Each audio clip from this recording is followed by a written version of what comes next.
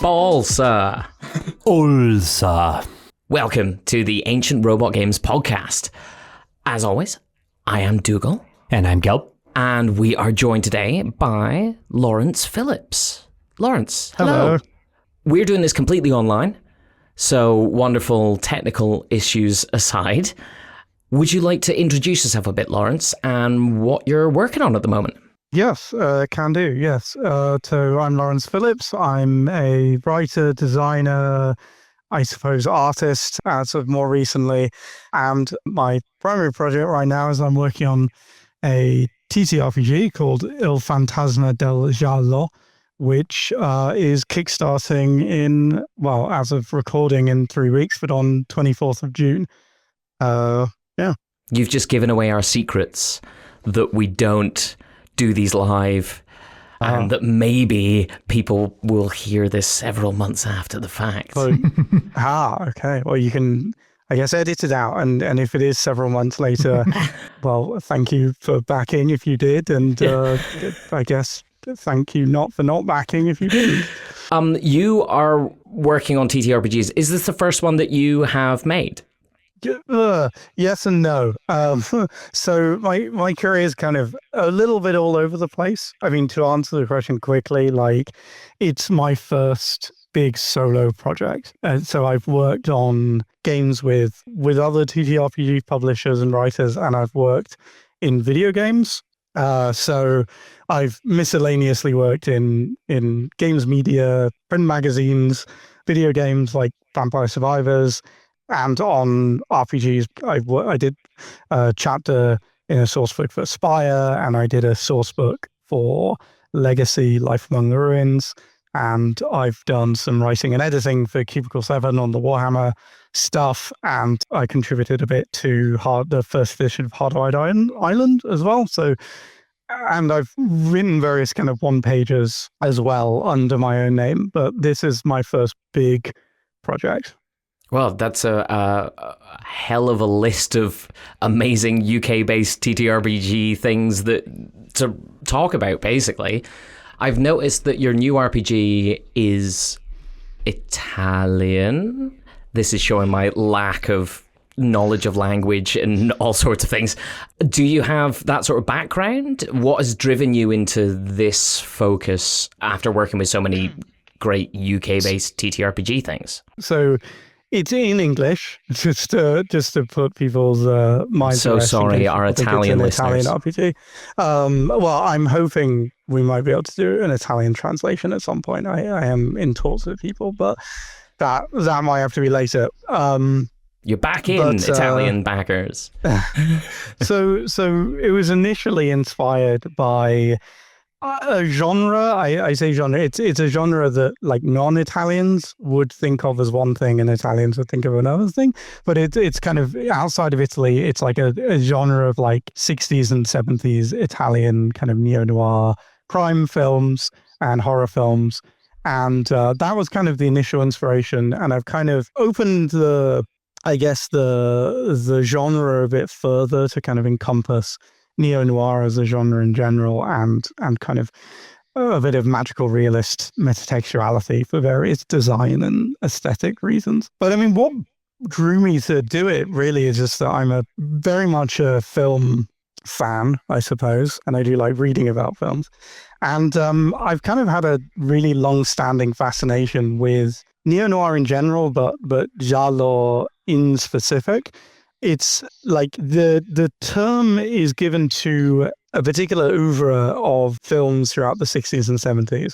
And the genre is kind of proto-slasher. Like it predates the American slasher film, and the American slasher film draws a lot of inspiration from Giallo cinema, right down to the fact that if you listen to the theme tune of the 1974-5 classic Deep Red by Dario Argento, the theme tune is like almost exactly this, like very similar to the theme to Halloween, which came out 3 years later. But I've never really been super enamored with the idea of doing a slasher as a TTRPG, and I know there are several, but they don't necessarily speak to me from a design space, and I don't tend to play them. I've read them, I mean, the bigger ones, But I think my main issue with them is that I wouldn't call Giallo as a genre nuanced, right? It's very much melodrama, but what it is quite humanistic in a way that slasher isn't. Like slasher as a genre is quite moralistic, and I think that's where the American and Italian filmmaking traditions kind of diverge, because the Giallo film is kind of draws from kind of neorealism, which was drawn from a kind of post-World War II, postmodernist dissatisfaction with kind of pre-war moralism. America never really went through that process because they didn't have a massive war happening in their own country. So where in a slasher film, the killer is a monster, even when they're not. Like Michael Myers isn't a monster, but he is, if for all intents and purposes. In a Giallo film, it's not that it handles the subject matter with a whole lot of delicacy, but it is concerned with why people do things, and it's dissatisfied with the notion that they do things because they're bad.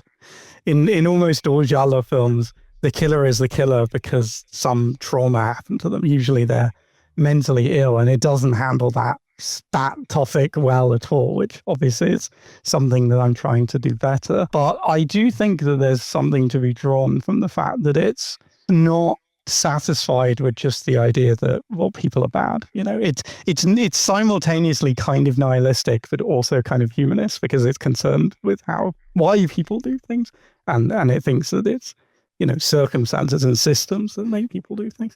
So to round off, because I'm sorry, apologies, I'm a rambler. I wanted to do a TTRPG because I wanted to make a game where any one of the players could end up being the killer, because they all have good reason to be, because that's kind of the core of the genre. It's not really a whodunit in like an intellectual sense. It's like a whodunit in like in a dramatic, emotional sense. It wants to shock you and surprise you, and I want the players to have to scramble to narratively justify their own story, I guess. But I'm going off topic there. No, not at all. You fit right in with ramblers that I think we all are, as our regular listeners will know. It sounds really, really exciting. There is nothing greater than forcing my friends to dive into a very uncomfortable situation where one of them has done it in a very important way. I'm curious about how you design TTRPGs to cater to that suspense, tension, fear, whatever you call it. Like, do you approach the building of suspense differently in the kind of thing that you do versus other types of, let's say, TTRPGs where personal violence is still present? You know, how do you think about that? I think it's a tricky question, because like I really like running horror games, but it's relatively rare that there's like genuine suspense and fear at the table, especially in kind of bigger RPGs. You know, like I'd say the most actually suspenseful games I've run have been Dread and 12 Candles, and they share something, which is that they're not built really to have a GM who has like a whole thing planned out and a whole mystery set up, and you're just kind of uncovering it. And I'm not saying those kind of games are like bad. That's a really valid way to do investigative stories. But I don't necessarily think it's tense, because you always have this knowledge that something's prepared, right? Something's prepared at the table, and chances are you'll get to the end of it. And also someone at the table knows what's going on, and you can trust each other to a greater extent, because it's not going to be you, because then you would have had to like go aside with the GM and worked it out. So like what I wanted to do was make a mystery game and a suspense game where it was designed to be zero prep, both because that's my preferred way of playing games, so it's my preferred way of designing games, and it's suspenseful for everyone because no one knows where the story's going. And that's kind of why the game, so it's got this sort of two-layer to it, where it's kind of, you're playing an actor who kind of enters into the reality of a film, and in the film your actor's playing a role, like a character in the film. So you kind of got two layers of character, and in the film world nothing is true until it's been established on screen, and truth is very malleable in the way that it is in fiction in general. And what I'm kind of trying to do there is I'm very kind of, when I'm watching films or reading books or engaging with some other kind of form of art, I'm never really a fan of kind of the mentality of you're trying to like explore a world that exists somewhere, right? Like if you look at like Star Wars, people will be like, oh, well, we've got to find out what happened to Yoda in this like 20-year gap, right? And my answer is always like, well, nothing yet, because it hasn't been established yet. And what I want to do is kind of build a game that encourages players to play in that space of thinking about things, right? Where like, instead of turning to the GM and being like, what's in the room? The GM can be like, well, nothing yet. What's in the room? So like, I think that plays into kind of the idea of suspense because you've got this, like, you can't trust people, you can't trust characters in terms of like what character decisions they make, but you can't trust that the world will stay consistently understandable, right? Like the world itself changes, like truths stop being true. But like, I feel like I'm kind of talking about the big picture in a way that's disconnected from mechanics that might not be easy to understand. Just to go over for listeners who don't know these things already, Dread is a horror-based TTRPG played with a Jenga tower, where making decisions and taking actions is pulling things out of the Jenga tower so it can fall over, which is how that kind of builds the suspense. But as you say, none of you are part of that. The GM is running the kind of horrible nature of the horror thing. And 10 Candles is a fantastic, I actually truly love it, as a atmosphere-based game where you have 10 candles out on the table, and those slowly go out as you are going through scenes, which means the scenes themselves get shorter. The main conceit of it is that 10 days ago, the sun went out, and 5 days ago, they arrived, whatever they may be. And you will all die by the end.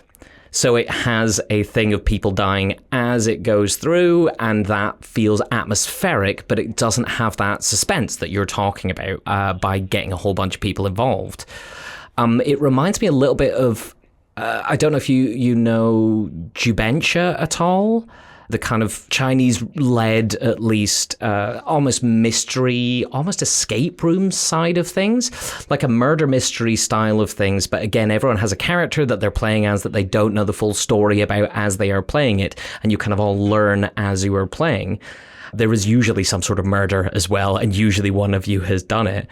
But much more, I guess, board game or mechanically focused than the TTRPG side that you're coming from. Yeah, I actually don't know about that at all. But it, when you were describing it, it's like, well, that's very, there's similar vibes there. Definitely, there's similar goals there. Like in both, players don't fully know who they're playing yet, right?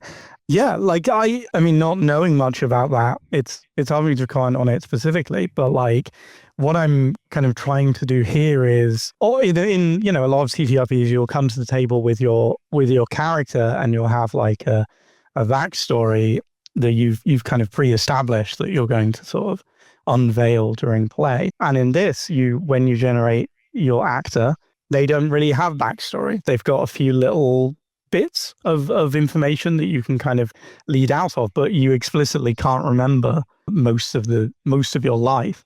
And the experience of going into films, uncovering truths and accusing people and having truths held against you, you then in the real world can use those bits of information to expand your character's backstory and realize who you are.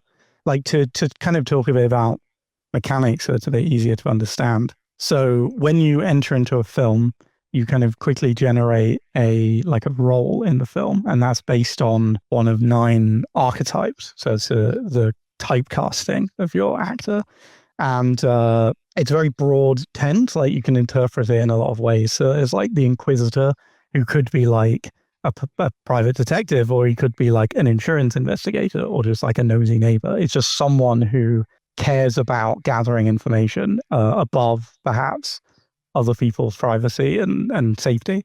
And as you go through the film, all of the characters will be investigating these murders that are going on. They'll find leads, which lead to clues, which lead to truths. And each step of that is like more solid, right? So a lead can easily be shifted one way or the other to mean something different. A clue, the broad strokes of it is true, but you can move it in a different direction. And a truth is kind of like a very hard nugget of information that you can maybe redirect, but you can't change. And there's an incentive to find truths and pin them on each other, because when you leave the film, those truths become like a resource that you can use to manipulate the real world and uncover things about yourself. That's also a character progression. So when you're in the film world, the play is split into scenes, and you kind of draft a scene from a table, which has kind of a broad fictional prompt, that can be interpreted in a lot of ways. You play through the scene. If there's a conflict, you go into a card-based mechanics where that's based on like, hearts or bridge or some other trick-taking game. And you do sort of, if you ever read Dogs in the Vineyard, which does this kind of back and forth conflict system with dice, it's doing a similar thing, but instead of using kind of dice approximating poker hands, it's cards in a kind of trick-taking thing. You go back and forth, and then whoever ends up coming out worse out of the situation will take the pool of cards as trauma. And as your character in the film gets more and more traumatized, they become more and more vulnerable to the killer, and also more and more likely to be the killer at the end. So then when you get to the end of the film, you kind of add up a load of variables based on what you did in the film and stuff, and determine who the killer is, and then play out the final act, and see what happens. Until that point, the killer is kind of everyone and no one. And you could end up having scenes which don't make sense now, or they seemingly don't make sense, because someone was ambushed by the killer and then they later were found out to be the killer. But that's like part and parcel of this genre of film. And they always just find a way to like, oh, well, there are two of them. Oh, well, that was someone pretending to be the killer. Or, oh, that was a dream, or a representational. There's always something you can do to kind of go, oh, well, here's why it makes sense. And the idea is this game is designed for people who have never seen a Giallo film before. Like, I've been trying to playtest with and get GMs to run it who have never seen any of the films before. I've been really satisfied with the results, because people will come back to me and say, well, here's the film we made, and it's a Giallo film. And, none of them have ever seen one before, which I think is a sign that I'm doing something right. Trauma collection mechanic has to be a bit new. I don't know, maybe. I mean, I can't think of any examples off the top of my head, but I feel like there's games that do something slightly similar. But like, I didn't want it to just be like health or something, right? Because like health really has nothing to do with how long you're going to be alive in a murder film, because like it can happen suddenly. But what it can represent is like dramatic weight, right? Fundamentally, that's what the trauma is representing, how much pressure is on the character. So they could be just completely physically unharmed, but so much crap is happening to them that kind of within the kind of flow of the film, their number's going to come up, You've already spoken about how to kind of keep that consistency of reality, despite the fact that reality is so malleable with what you're doing there. My bigger mechanical question is, it's a murder thing. What happens when someone dies? It's a problem with a lot of board games with stuff like Werewolf or anything like that. You die, well, now you're out of the game. Do you have some sort of way to deal with that for your players? Yeah. So when you're in the film, your role will have a couple of like connections, like other kind of characters in the film that are connected to you. And generally speaking, if you die, you take over one of them for the rest of the film. But I found that sometimes what happens, like it's one of those things where I kind of give guidance on it, but in play, I've had situations where a player has been like, well, actually, I don't want to do this. I think I should do, like they've maybe taken over like a different connection. And then at the end of the film, they like, oh, but actually they get found out to be the killer or something, and they're like, oh, he actually didn't die at all, or whatever like that. So I leave it fairly open, but the main way is that you kind of take over another character for the rest of the film. Seen that happen before with I think it's Laurie O'Connell's Death Game, which is a battle royale game. I don't know if you played it yourself. It's a battle royale. There's a certain amount of characters, and when someone dies, they then become the GM, and someone else takes over another character because it has that kind of like rolling part of it. So I guess you have a kind of part of this that has a larger cast by, I guess, 3 times the amount of players than would actually be necessary to run it if there was none of that going on. Yeah, well, basically each role has like 2 or 3 extras, they're called, where they're just, like your role, your character's brother or girlfriend or friend or rival or such and such. And this is deliberately, to avoid bogging anything down, this is deliberately kind of, roles are very broad strokes. It's just like their name, their a couple of sentences on their deal, a couple of their kind of acquaintances, and then, like what they want, what they need, and what they're scared of. And then you can kind of use those and you can kind of extrapolate them over the course of a film, which you can do a film over the course of a single session. I think 2 or 3 tends to be a bit better because it's just a little bit less squeezed. But yeah, and then, and there's like a meta narrative as well outside the films where you're kind of trapped Twilight Zone style in this town with this film studio and can't leave. And, that's campaign play, is kind of remembering who you are and finding out where you are and how you can maybe leave. Brilliant. I'm super excited. What sort of games did you play TTRPG wise that you were like, oh, I really like this bit and I want to try and fit that into my RPG, that just straight up didn't work because of what you're trying to do with your TTRPG?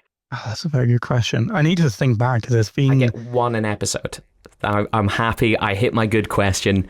Thank you. You had more than 1.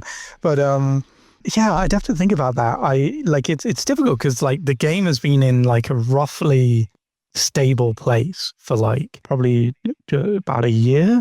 So it's been a while since kind of a major mechanic has just been completely scrapped. I'd say that, well, I can say one thing. In the earliest stages of this game, it was going to be a resistance system game. So the Rowan Rook and Decker's system for Spire and such, because I really liked that system and I thought in a lot of ways it fit. But I ended up just throwing that out completely, and I didn't replace it with something else that was equivalent, like, another pre-made system, because nothing...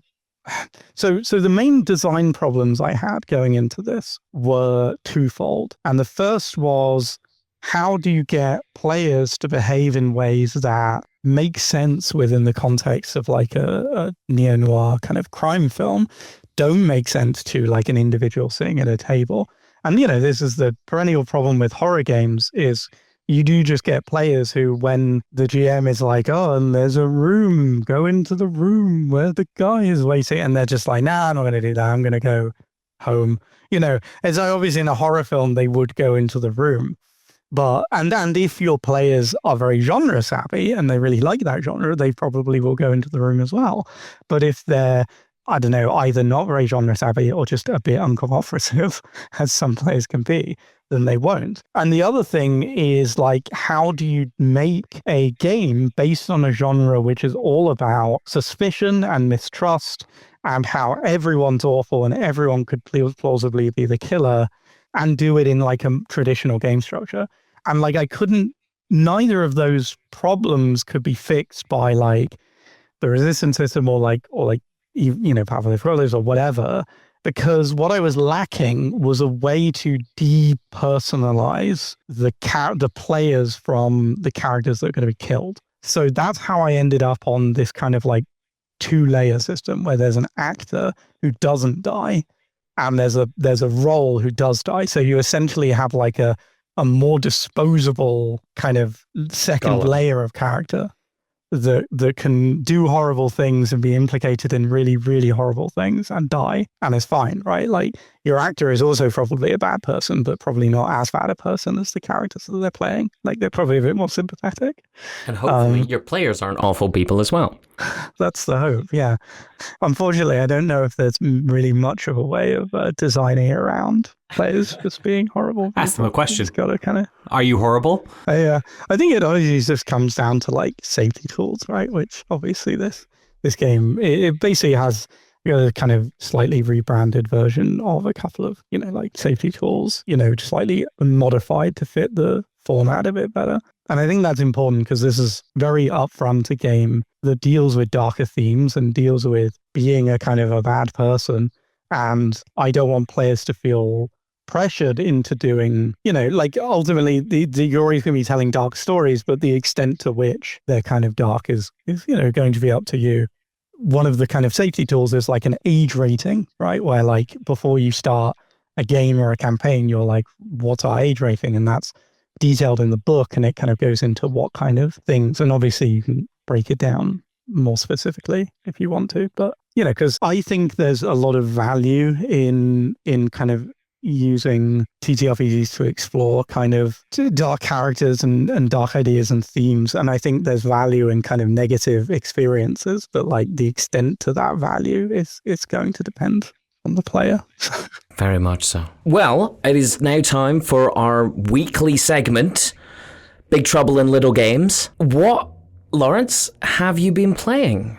Board games, tabletop RPGs, any other things? Well, I mean, in terms of the tabletop, okay, so I can actually answer yes to both for once. So last night, I had some friends around board game stuff, and we played two games. We had two board games this time. We played Tiny Towns, which I really like. It's one of my kind of favored ones to pull out of the shelves, and then we finished off with Wilmot's Warehouse. Oh my goodness. Lots of tile laying or cube placement games, basically. Yes.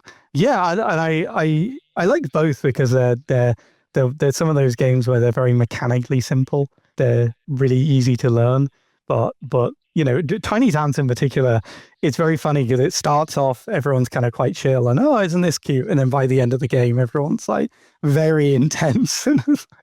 You asshole, don't give me another glass. I don't know where to put that. You ruined this. A brilliantly aggressive, I'm going to place cubes on my thing and ruin everybody else's cubes placement game. I'm sure there's a lot of them, but that is definitely one of my favorites. And Wilmots is fun because it's every time I play it with people who haven't played it before, like hear the rules, and when they start, they're like, we're never going to remember this. Oh my God, this is impossible, this game. And then at the end of the game, you like nail it, right? Like it's a kind of good game for reminding you how good the human memory is if you just tie it to something. It's actually a good game for teaching you good ways of remembering things. Yeah, very much has an RPG feel to it, weirdly enough. I always feel with that like creative storytelling part that comes into laying these tiles next to each other. Yeah, absolutely. Really nice. Gelb, what have you been playing? I played a story game. I think I've forgotten what it's called now.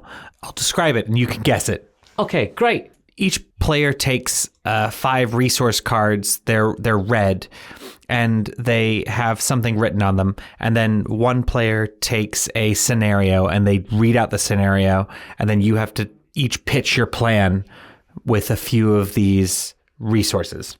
So the scenario might be you're stuck in a volcano that is about to erupt, and there's someone who's broken their leg. What happens? And then someone has to pitch like, well, I need to go and pray to the gods because it said the gods, and find a magic carpet and belt out the songs of ABBA. Like they pick the resources that they want to use, and they have to weave a little story. Everybody goes around and pitches their stories, and then the person who had the scenario chooses the one that they like the best. I'm not sure if I know it, but it sounds a bit like a game called Wing It. It might be. Could be wrong. Maybe. And I'm going to break convention And I wasn't playing a board game. I was playing a TTRPG. I've been playing Mothership. I love me some Mothership. Great game. It's just a really good thing to get into one-shots, I think, particularly with people who don't play many TTRPGs. It's very straightforward to understand and get into. And it's one of the very few tabletop RPGs that I don't build anything for. I actually do run a lot of the adventures because it's essentially open source. Anyone can make these adventures and they're really good. I played through Hull Breach, which is fantastic, and a lovely little tiny pamphlet zine called Decagon, which I don't want to put too many spoilers out there. It's our only spoiler warning we've ever done, but stop right now for about 10 seconds if you don't want to know. Decagon, you're stuck in a time loop, and it is genuinely very enjoyable. In a time loop. In a time loop. You're stuck in a time loop, and it's genuinely very enjoyable. I'm so sorry to everyone listening. That is all the time we have for today. Thank you so much, Laurence, for coming and talking to us, telling us about your game. I'm very excited. If anyone wanted to follow on for the game or follow yourself, where would be the best place that they could do that? So probably best place is my Blue Sky, Hardy Roach Games, which I do try and restrain myself from politics posting too much, but have you seen the world? It's hard to resist. And got an itch, which is Hardy Roach Games, I think, as well, where I've got a load of one-pages, and probably by the time this comes out, I'm not sure when it's coming out, there probably will be a quick start, and maybe even more than that, although probably not, because that's a bit early. But yes, there will be a quick start on there for Giallo, and you can find the pre-launch for Il Fantasma del Giallo on Kickstarter, or maybe the campaign, or maybe the late pledge. Who knows? If it funds, fingers crossed. And I think that's it, because I've abandoned all the other social medias that are run by fascists. Oh, that's awesome. Thank you so much again, Laurence, for joining us. If you got any problems, you got any queries, if we didn't talk about your favorite game and you want us to, if you are having a date and you need help as to what to play on that date and where to play, I am totally up for that. Gelb is up for that. But if you already have someone else planned to go on the date with, please let us know your questions, queries, anything else you want to say at ancientrobotpod@gmail.com. Thank you for listening to the Ancient Robot Games podcast. As always, I have been Dougal. And I am Gelb. And this has been recorded and edited by Ryan Scott. If you liked this, or didn't... Even if you didn't, please let us know in the comments, or via email or Pigeon, if you've got Pigeon. Follow us wherever you get your podcasts. And if you like us, drop us a line. And if you don't, do this really, really cool thing where you press follow or like. It actually works against us. So we'll still get the message. Thank you very much for coming and listening with us. And we'll hear you next time.